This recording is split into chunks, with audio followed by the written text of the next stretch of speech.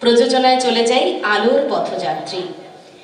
কাকলি রায়, পিয়ালি ঘোষ, শ্বেতা চট্টোপাধ্যায়, অরুণ সেনাপতি, মৌমিতা প্রধান, রণধীর সরকার, মৌসুমী রক্ষিত, সংকলন নন্দিতা সিনহা ও মলয় পোদ্দার। আলোর পথযাত্রী।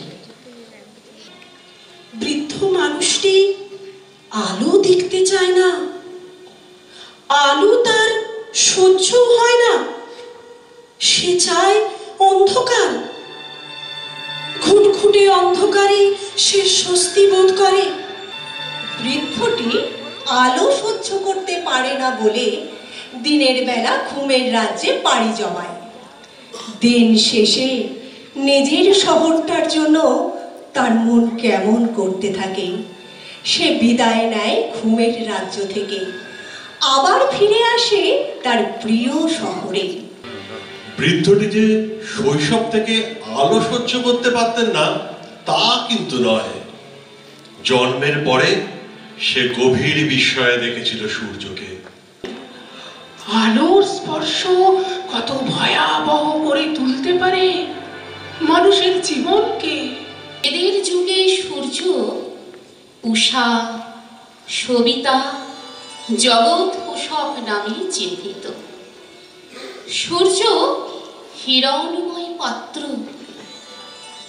উপনিষদে সূর্য হল মায়াময় জগতের প্রতীক।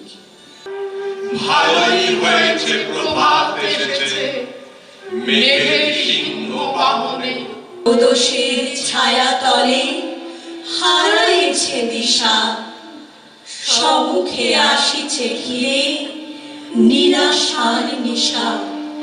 তার মুখখানিতে দেখো কিভাবে রং ছড়াচ্ছে, বেদনার রক্ত রং।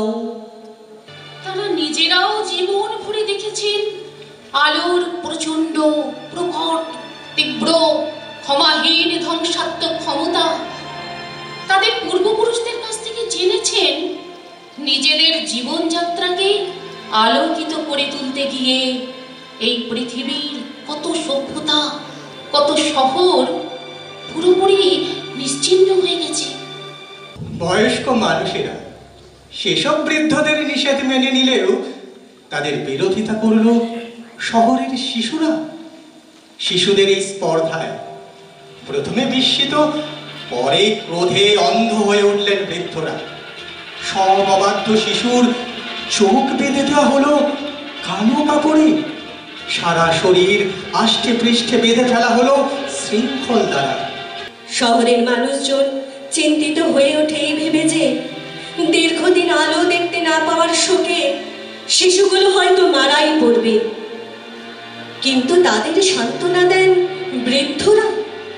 তারা জানান এই অবাধ্য শিশুগুলো নাকি খুব শীঘ্রই অন্ধকারের জীবন যাপনে অভ্যস্ত হয়ে উঠবে। বৃদ্ধটি সমবেত শহরবাসীকে পুনরায় স্মরণ করিয়ে দিলেন, এ শহরে টিকে থাকতে হলে, এ শহরকে টিকিয়ে রাখতে হলে সবাইকে চিরকাল অন্ধ হয়েই থাকতে হবে।